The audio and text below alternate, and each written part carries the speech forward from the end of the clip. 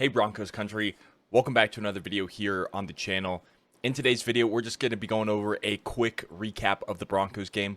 Now, I'm sure a lot of you know that I like to do a ton of presentation with this, but for now, we're going to go into full screen here, and we're just going to recap the game based off of the box score. I'm not going to put a whole lot of presentation into the recaps this year. Maybe I will, maybe I won't, but for the first one, we're just going to be doing this. We're just going to be looking at it, and we're going to be going over the game. Now, I'm sure many of you have already watched the game, so you know the outcome, you know what happened, but we're just going to go ahead and we're going to give a quick recap of the game. Before I do, I just want to remind you that no matter who you are, Jesus loves you and that he is king, and let's get straight into this.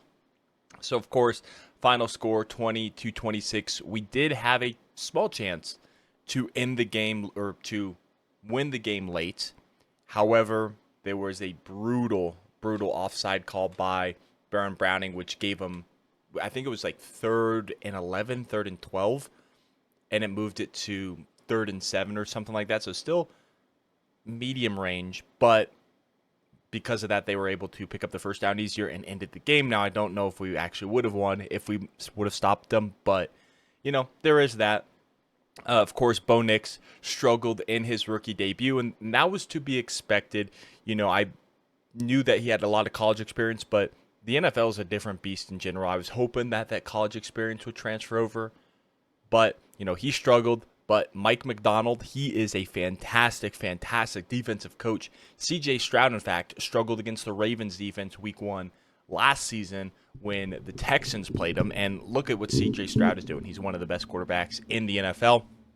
But throwing 42 times, Sean Payton even said in his post-game interview, you don't want him throwing 42 times. Only 2 interceptions. He easily could have had 5 interceptions in that game. So that's very not like Bo Nix. Bo Nix doesn't throw a lot of interceptions historically the past few years at Oregon, so he does need to work on that. But Bo Nix, up and down, wasn't the greatest debut. Hopefully he can bounce back next week against the Steelers, which won't be easy with that defense.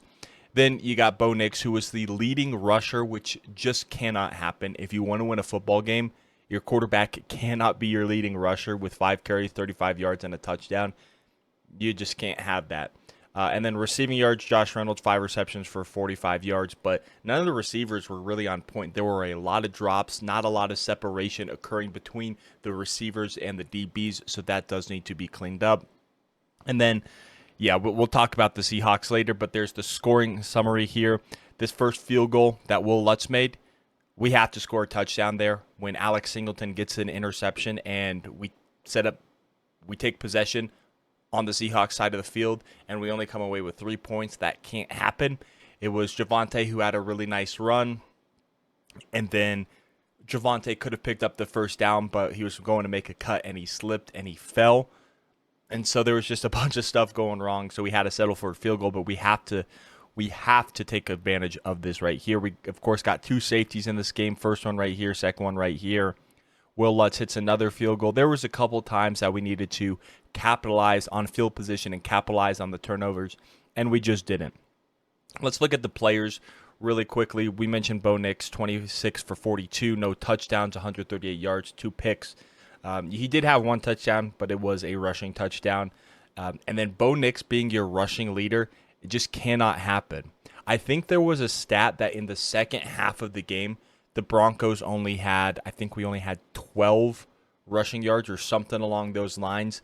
Not a lot of rushing yards in the second half, which cannot happen if you want to win football games in this league. So very sloppy. Bo Nix, 5 carries, 35 yards, touchdown. Jaleel McLaughlin, 10 carries, 27 yards, 2.7 average. You have to average more than that if you want to win a football game. And did have the fumble on, I believe it was a reception. He caught it, and then he fumbled it when the Seahawks defender ran by him and kind of just swiped it out of his hands. Javonte actually left, or wasn't getting much playing time later in the game. So was he hurt? I still haven't seen anything official on that. But he had 8 carries, 23 yards, a 2.9 average. He's starting to look like the old Javonte, not going down on first contact. But I want to know what happened because he wasn't getting many carries in the second half. He just sort of disappeared. So there's that. And then Audric Estime, Had 2 carries for 14 yards, average 7, obviously, because 14 divided by 2 is 7. But he also had a fumble, which we recovered, but the rushing attack was not there. The receiving attack felt like there was no separation for the receivers for Bo Nix to really air it out. Now, he did make mistakes. He threw it into triple coverage for his second interception, underthrew the ball to Cortland Sutton in the end zone. There were mistakes by Bo Nix for sure, and a couple more passes that could have been intercepted, but the receivers weren't helping him out. Had a couple drops. There was, I remember, one from Sutton and one from little Jordan Humphrey. But yeah, for the most part, no separation for receivers. Josh Reynolds was the leading receiver with 45 yards. Devon Vele got a lot of targets from Bo Nix. Obviously had 8 receptions. Cortland Sutton, 38 yards. But Dulcich only had 2 receptions. Burton had 1.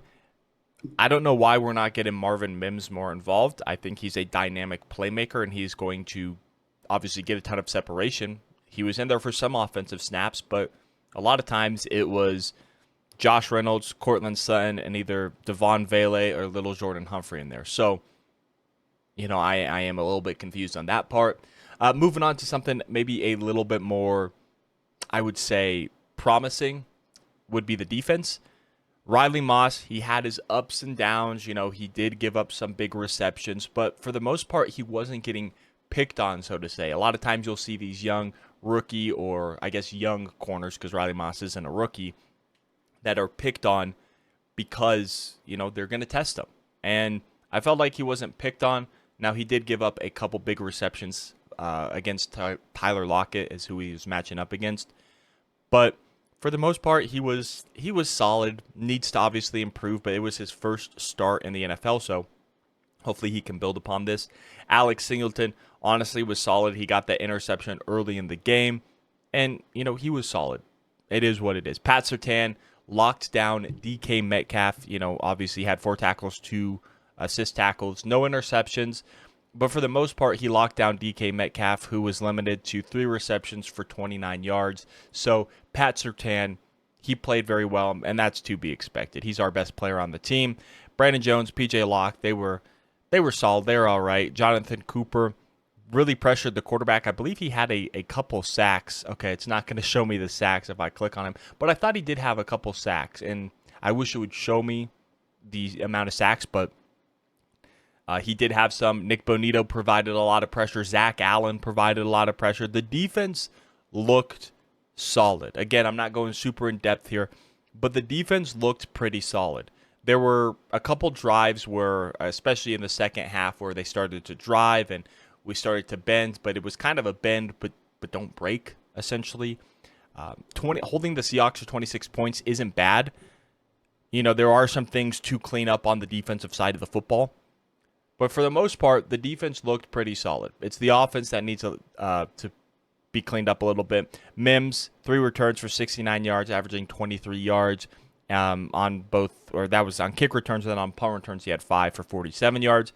Marvin Mims was not the issue on kick returns. I want to see him get more involved on offense, though, because of his speed and his playmaking ability from the slot, but we'll see. Will Lutz was perfect on field goals, and Riley Dixon, honestly, was really solid punting. 389 yards punting. He even pinned a couple punts, or he had one punt that was right to the 1-yard line, and then obviously Tremon Smith made a great play to grab it, throw it back out of the end zone, and it was down on the 1-yard line, which led to one of the safeties that we occurred in this game. But yeah, for the most part, I do think it's the offense that needs to improve. One big thing that we didn't talk about, the offensive line. The offensive line, they're not here because obviously offensive linemen don't record stats, but the offensive line was struggling. Bo Nix was being pressured a ton, and so he didn't have a lot of time to sit and find his receiver to get open, which obviously didn't allow the receivers a lot of time to get separation, but they still need to have some separation. Obviously, it's a building improvement, but to me, the offense is what needs the most work. Bo Nix needs to obviously limit the turnovers and settle down, get on target, because there were some plays where Bo Nix, he sailed the pass high over Cortland Sutton. There were some inconsistent throws, so he does need to work on that. The running backs need to work on penetration and getting, I guess not necessarily penetration, but the running backs need to work on gaining yards and setting up a run game to help Bo Nix. And the line goes into that by, obviously, we have to win in the battle of the trenches to establish a running game, as well as the offensive line has to be able to protect Bo Nix so he's not pressured every single play, so he's not getting pressured immediately. And then the receivers need to create separation. That's kind of my basic takeaways. Defense, there is some improvement that does need to be made. But honestly, it's a building game. We kind of knew coming into this season, Bo Nix is a rookie. Obviously, rookie quarterbacks are going to have rookie struggles, so we need to be patient with Bo Nix. Remember, there's all these guys, Josh Allen. I know a lot of Broncos fans are saying, oh, we should have drafted Josh Allen, but he struggled his first few years, and honestly, if he was with the Broncos, he probably would have been ran out of town by the fan base. We need to have patience with the rookie quarterback. We kind of knew this was going to be a rebuilding year. We're eating a lot of dead cap from Russell Wilson, and there's still a lot of time for this season. It's one game out of 17 total. There's still 16 more games for the Broncos to play. Can still turn around this season, but that is going to be all. Thank you all so much for watching. My name is Parker. Make sure you leave a like and subscribe if you did enjoy this video, and I'll catch you in the next one. Peace out.